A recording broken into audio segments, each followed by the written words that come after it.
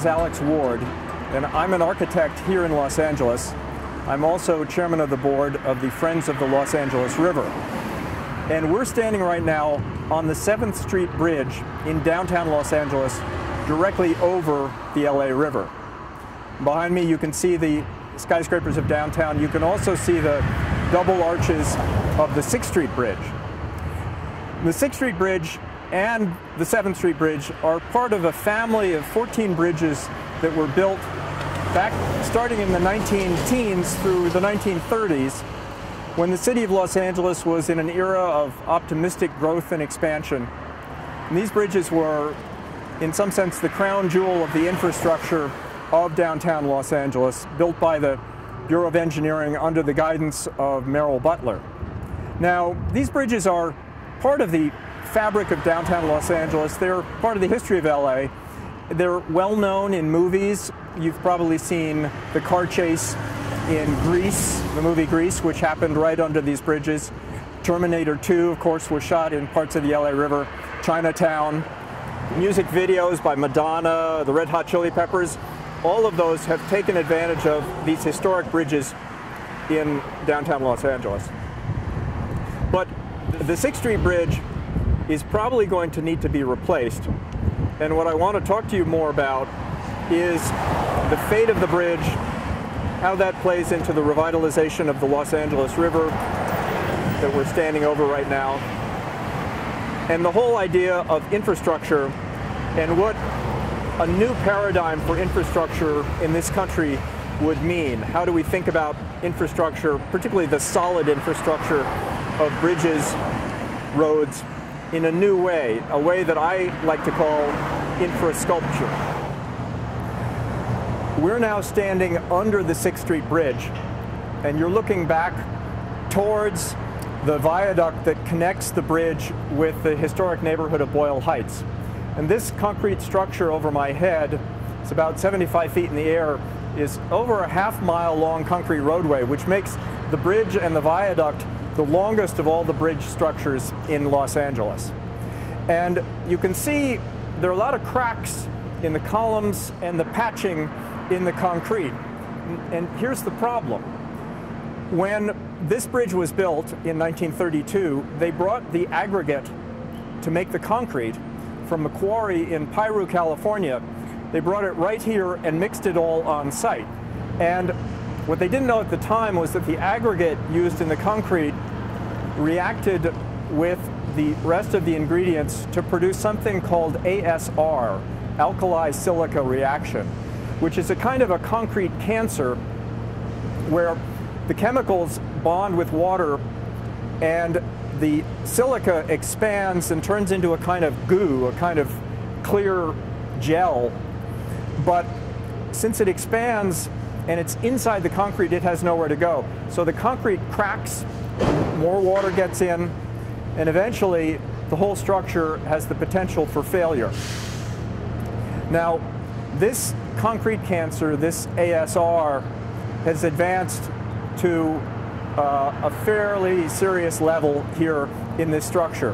And in fact, I'm told that you can come down here sometimes and pick up pieces of concrete that have clearly fallen on the ground from up in the air.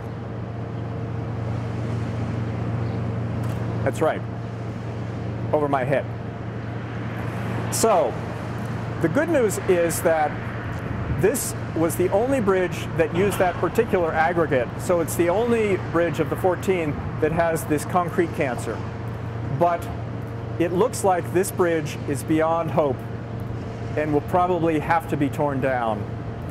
This bridge is probably doomed. We're now back up on top of the 7th Street Bridge, and you can see behind me the long viaduct of the 6th Street Bridge that we were just under. You can also see the double steel arches that make the 6th Street Bridge particularly distinctive. None of the other downtown bridges have that double steel arch. In fact, most of them are just concrete, don't have any steel structure at all. So it's that unique shape of the double parabolic steel arches that makes the 6th Street Bridge particularly a landmark and beloved of the local Boyle Heights community. all of which just makes it that much more difficult to come up with a satisfactory solution if the bridge in fact has to be replaced. Now, the city has known about the problem with ASR for quite a number of years. Even back in the 50s, they started doing coring samples, tests on the concrete of the bridge to see if there was a way to mitigate or remediate the problem.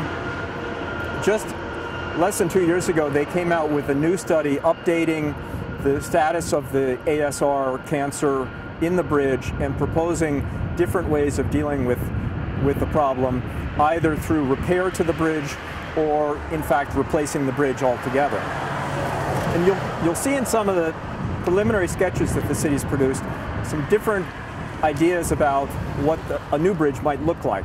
Either a traditional bridge with the same sort of double arch, steel arches as the existing bridge, or more contemporary solutions using the latest cable stayed structural design schemes. So they're both more traditional and more modern looking alternatives that the city has put together.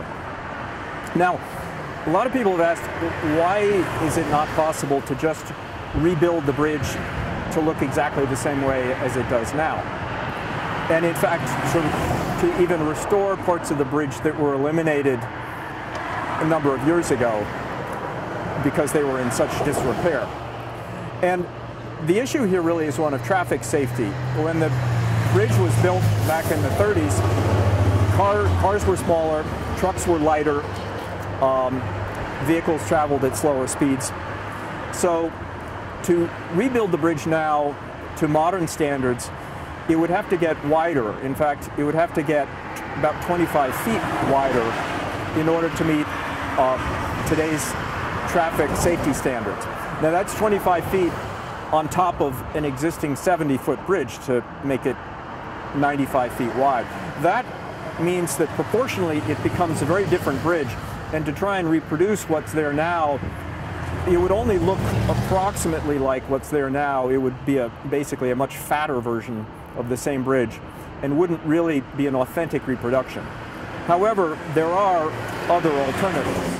If you think of the option of producing a brand new design for the 6th Street Bridge, one as exciting and as original now as the original design was back in its time, there are some really interesting possibilities.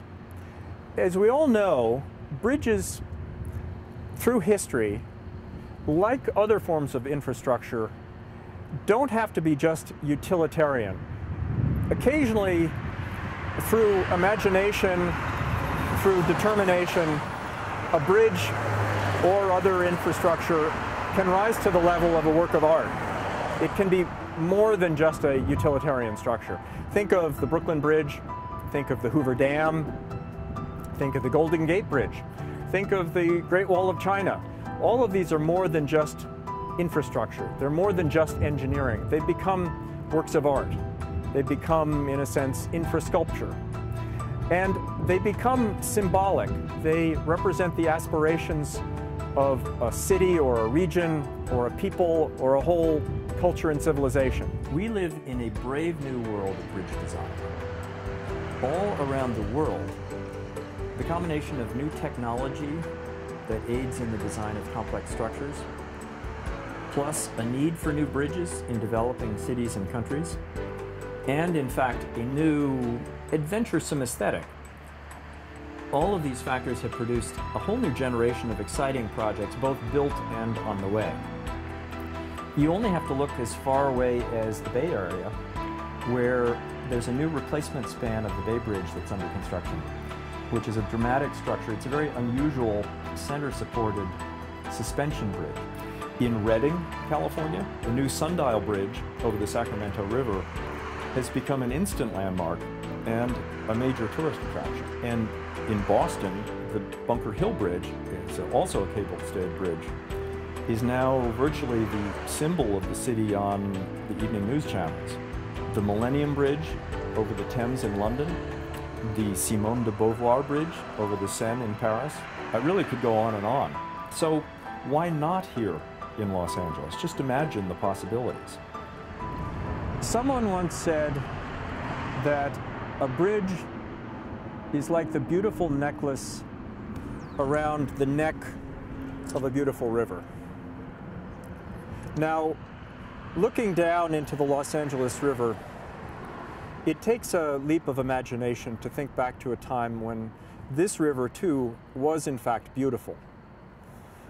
Back before the Army Corps of Engineers started in the 1930s to straighten the river, to channelize it, and to bury it in concrete, which they did because the river had a dangerous habit of jumping its banks and flooding in times of heavy rain and winter storms. But there is a strong movement afoot today strongly advocating for this revitalization of the river. And in fact, already there are projects happening up and down the river that are starting slowly, piece by piece, to put together this compelling vision for a river. Now, other cities in this country and abroad are also starting to realize the potential of their rivers to be renewed and to create new sources of beauty and recreation for their citizens. Denver, Minneapolis, Oklahoma City, Providence, Rhode Island, and even places like Munich in Germany and Seoul, Korea, where they removed a freeway that had been built on top of the river to create new open space and parkland for the city. A dramatic new bridge over the Los Angeles River at 6th Street could provide the focus for river revitalization for this whole area of downtown. And you know, it wouldn't just be a bridge to get you from Boyle Heights to downtown. It could be a lot more than that. It could be a way for pedestrians and bicyclists to get out of their cars and exercise. It would have connections from the surrounding neighborhoods that would take you down to the river. So in fact, new park space along the river at this point would be accessible for people in the local neighborhoods. A new bridge here could become a tourist attraction. It could become symbolic of the whole of downtown. Think about this bridge at night with illumination that would be powered by photovoltaic cells built into the actual design of the bridge. All of this could create a dramatic new symbol for downtown and the city as a whole. City of Angels. The possibilities for a new bridge, I think, are very exciting if the city and the citizens of LA aim high in their ambitions for this replacement structure. The local chapter of the AIA, Friends of the Los Angeles River, Downtown Neighborhood Council, we all believe that the best way to achieve the best possible design for this bridge is to hold an international design competition, get the best minds from around the world here to think about what's possible for this new bridge. And if we do that, I think it's possible that this bridge will become a world-class symbol for the new city of LA, the city that still thinks its best days are ahead of it. And I think we shouldn't ask for anything less.